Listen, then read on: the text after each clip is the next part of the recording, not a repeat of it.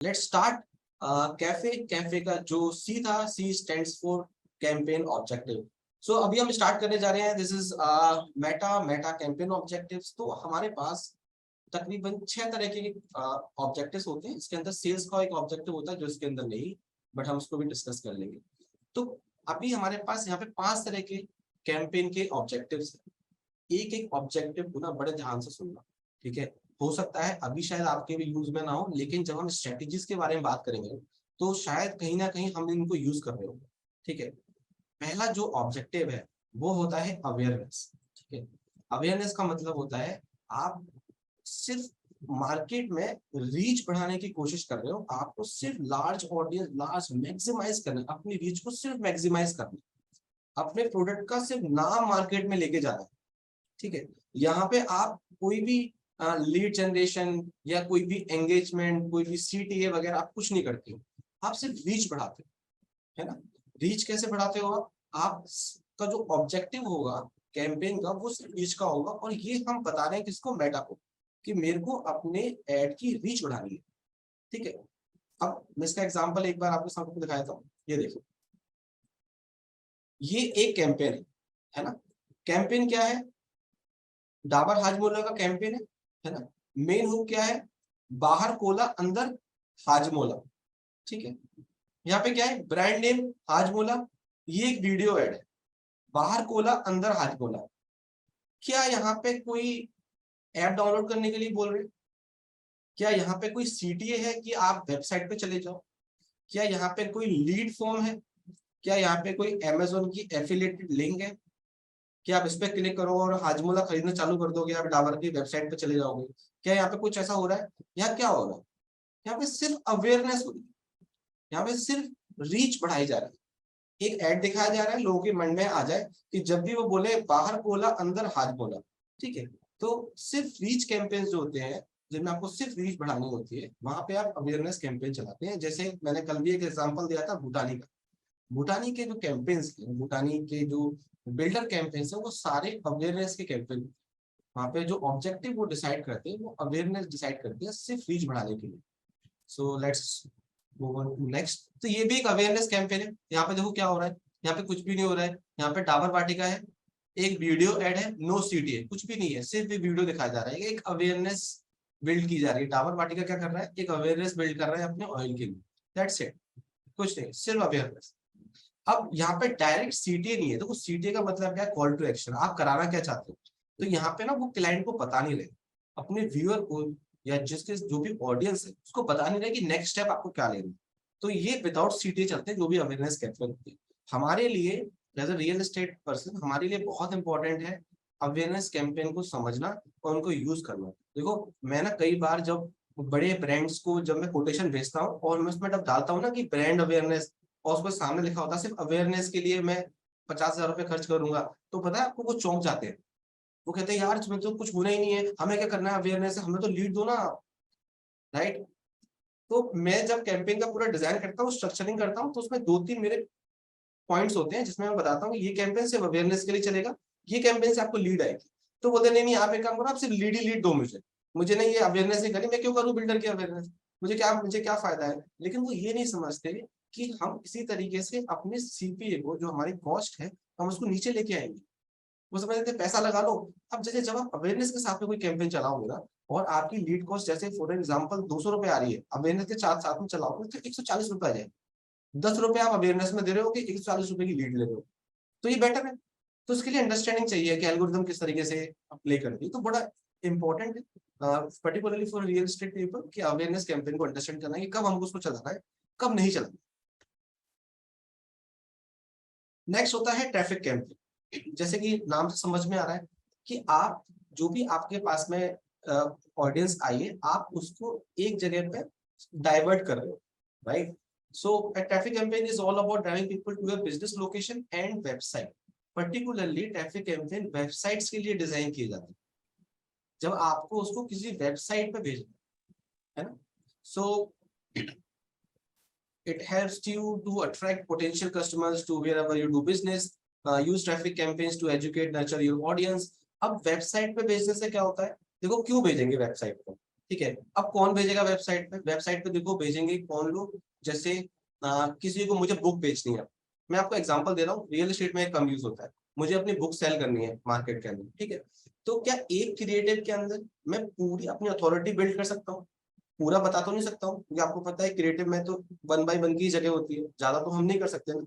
तो उसको हमको और नर्चर करना पड़ेगा, और थोड़ी इन्फॉर्मेशन देनी पड़ेगी, है ना। फॉर एग्जाम्पल जैसे मैं इंश्योरेंस बेच रहा हूँ, है ना, तो इंश्योरेंस के अंदर क्या होगा, मैं अपना क्रिएटिव बना दिया और मैंने इंश्योरेंस की 2-3 अच्छी सी लाइनें डाल दी उसके अंदर। अब मुझे इंश्योरेंस, अब वो देख के तो आदमी इंश्योरेंस लेगा नहीं, उसे थोड़ी और भी नॉलेज चाहिए होती है कि इंश्योरेंस क्या है, पेमेंट पेमेंट प्लान क्या होगा इंश्योरेंस के अंदर, क्या मेरे टर्मिनोलॉजीज है उसके अंदर, वो सारी चीजें होती हैं, डिस्क्लेमर होते हैं, उसको पढ़ने होते हैं। तो वहां पर मैं क्या करता हूँ, मैं उसको ऐड दिखाता हूँ और उसको अपनी वेबसाइट पर रिडायरेक्ट कर देता हूँ। और वेबसाइट में क्या होता है, मैं काफी सारी इंफॉर्मेशन उसको दे सकता हूँ, उसको नर्चर कर सकता हूँ, उसको एजुकेट कर सकता हूँ कि क्यों उसको लेना है। ट्रैवल पैकेजेस, है ना। अब ट्रैवल पैकेजेस, मैंने एक फोटो तो लगा दी बढ़िया खूबसूरत सी बाली की फोटो लगा दी, नीचे लिख दिया मैंने 50,000 रुपीज पर पैकेज बाली। लेकिन इसको और भी इंफॉर्मेशन चाहिए कि इंक्लूजन्स क्या होंगे, एक्सक्लूजन्स क्या होंगे, टिकट कौन देगा, वीजा का क्या होगा।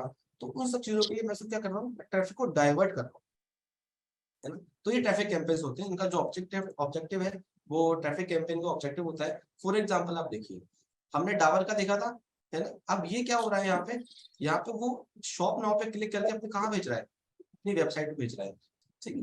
तो उसमें हम चूज करेंगे कि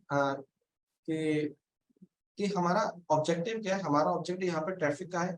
तो हम ट्रैफिक को शॉप नाउ पे क्लिक करता है, तो शॉप नाउ से वो जा रहा है उसकी वेबसाइट के ऊपर, तो यहाँ पे क्लिक करेगा वेबसाइट पे आ जाएगा। यहाँ पे फोटो डाल दी है, थोड़ा सा यहाँ पे लिख दिया है एड कॉपी जिसको बोलते हैं, जो हम लोग एड टेक्स्ट बोलते हैं। तो उसके साथ ही ट्रैफिक कैंपेन इस तरीके से डिजाइन होते हैं। सो जैसे आपको बुक बेचनी है, आपको कोई टूरिज्म पैकेज जो बेचे जाते हैं, वो उसी तरीके से सेल किए जाते हैं। फिर आता है हमारा एंगेजमेंट कैंपेन। जो ऑब्जेक्टिव है वो एंगेजमेंट का है। एंगेजमेंट का क्या होता है कि यहाँ पे आपको 2-3 चीजें चाहिए होती है। जैसे आपको अगर लाइक्स चाहिए, आपको कमेंट चाहिए, आपको डायरेक्ट व्हाट्सएप पे लोगों का कनेक्ट कनेक्ट करना है, या डायरेक्ट मैसेंजर में आपको लोगों से बात करनी है, तब आप एंगेजमेंट कैंपेन्स को लेके आते हैं, ठीक है। एंगेजमेंट कैंपेन कब कब और यूज होते हैं, जैसे आपने कोई पोस्ट डाली, है ना, आप चाहते हो उस पोस्ट को ना मैं थोड़ा सा मेरे को और ज्यादा लोगों को दिखाना है, मुझे उस पोस्ट की रीच बढ़ानी है, तो आप एंगेजमेंट कैंपेन डालते हो। ज्यादातर एंगेजमेंट कैंपेन फ्रीलांसर्स यूज करते हैं।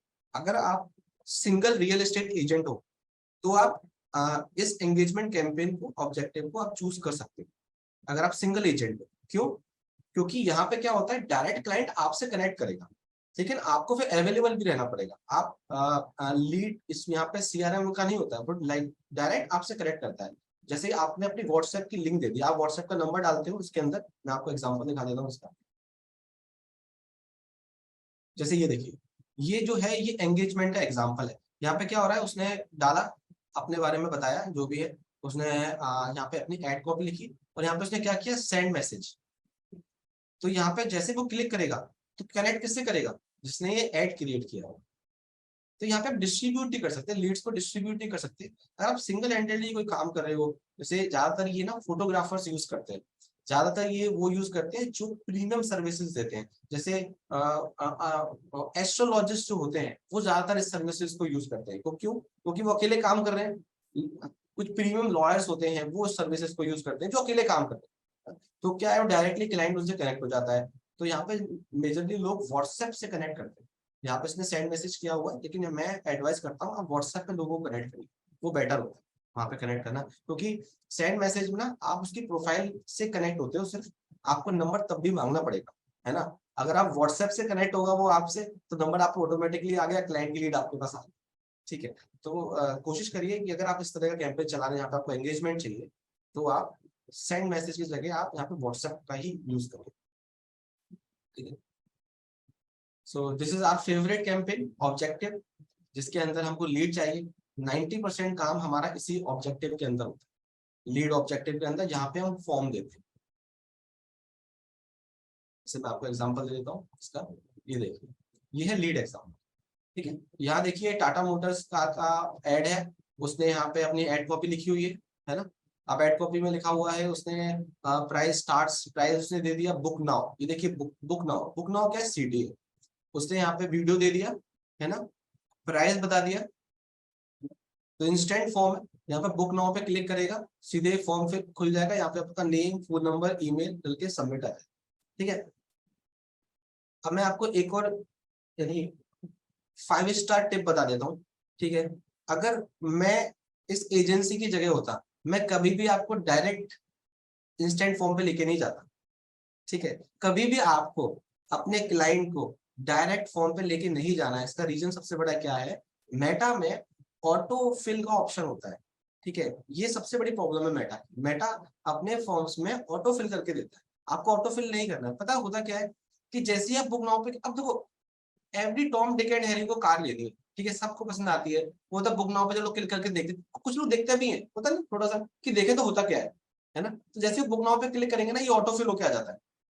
ठीक है, और जैसे ही वो इधर उधर होने की जगह पता नहीं पड़ता कहाँ पे मुझे इसको कैंसिल करना है, कहाँ पे करना है, सबमिट पे क्लिक कर देते हैं। इससे होता क्या है कि आपको जो स्पैम लीड होती है वो आपको मिलना चालू हो जाता है। तो कभी भी टिप, कभी भी आपको डायरेक्ट नहीं लेके जाना है। यहाँ पे बीच में एक और फॉर्म आएगा जहाँ पे क्वेश्चन, जहाँ पे आप उसको क्वालिफाई करो।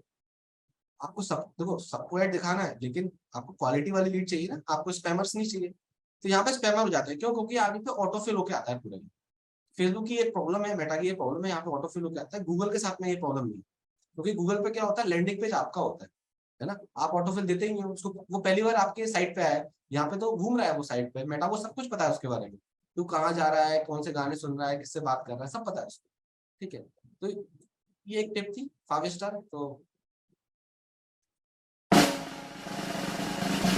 आपको याद रहेगा कि आपको हमेशा इसके बीच में क्वेश्चंस लगाने जब भी आप कोई कैंपेन बनाए, किसी का भी कैंपेन हो, किसी भी चीज। नेक्स्ट होता है app promotion.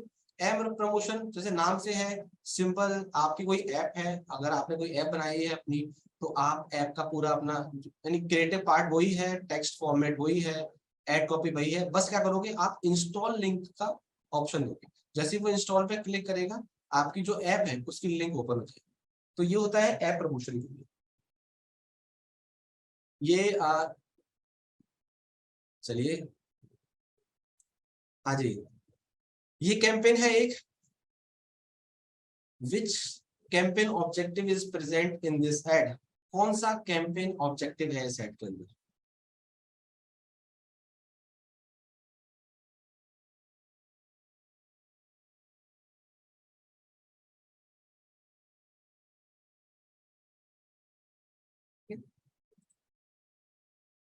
Next question, which campaign objective is present in this add?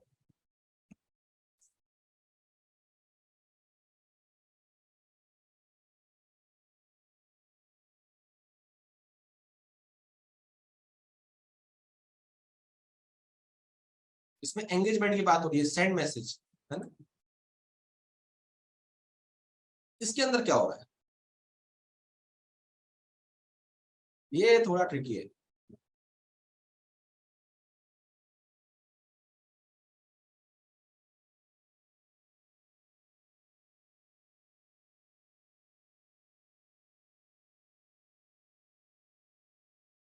देखिए, मैंने आपको क्या बताया था कि आ, जिन एड में आप डायरेक्टली क्लाइंट से कनेक्ट हो रहे हैं, है ना, यानी ये आप सीधे कनेक्ट हो जाएंगे जिसने ये ऐड बनाया है, या जिसने ऐड बनाया है या जिसके लिए ऐड बनाया है। वो ऐड कौन से होंगे? वो ऐड होंगे एंगेजमेंट के। ये एंगेजमेंट का देखिए, कॉल नाउ, यहाँ से वो प्रेस करेगा, सीधे कॉल लगेगा कि किसको, इसके मैनेजर को, जो होटल है उसके मैनेजर को डायरेक्ट कॉल लग जाएगा। ये एंगेजमेंट का। यहाँ पे लीड फॉर्म फिल नहीं होगा, यहाँ पे ट्रैफिक भी नहीं लेके जा रहा है, सीधे कॉल कर रहा है, सीधे कॉल लग जाएगा। ट्रैफिक में अगर ट्रैफिक का होता तो क्या होता, ये अपनी वेबसाइट पे लेके जाता, है ना, विजिट वेबसाइट पे जाता है। यहाँ पे क्या हो रहा है, डायरेक्ट कॉल लगा रहा है। तो ये कहाँ पे यूज होगा? अब देखो, ये केस स्टडी में आपको बताता हूँ ये किस जगह पे यूज होगा। फॉर एग्जाम्पल, हिमाचल में आ, मनाली के अंदर मैंने अपने गेस्ट हाउस ओपन किया। ठीक है, छोटा सा मेरा गेस्ट हाउस है, ज्यादा मेरे पास बजट नहीं है, तो मैं ये वाला ऐड चलाऊंगा। क्यों? क्योंकि मैनेजर भी मैं हूँ, गेस्ट हाउस भी मेरा है। मैं क्या करूंगा, 5 माइल्स के अंदर इस वाले ऐड को चलाऊंगा कि जो भी अब मनाली आएगा, आदमी देखता तो है कि मनाली आया हूँ, चलो होटल देख लेता हूँ। होटल देखने के साथ साथ थोड़ा सा अपने व्हाट्सएप पे भी आ जाता है। व्हाट्सएप पे जैसे आएगा 5 माइल्स के अंदर, उसको मेरा ही ऐड दिखाई देगा, वो मुझे सीधे कॉल करेगा, है ना। अच्छा एक और एग्जांपल है इसका, एम्बुलेंस। आप एम्बुलेंस के ऐड आपने देखे किसी ने? आजकल फेसबुक पे एम्बुलेंस के ऐड आते हैं, कभी सेंड मैसेज नहीं आता, कभी वेबसाइट पे डायरेक्ट नहीं करते, क्यों? क्योंकि वो इमरजेंसी वाली चीज होती है, वहां पे कॉल ना होता है, वहां पे डायरेक्ट कॉल करना होता है।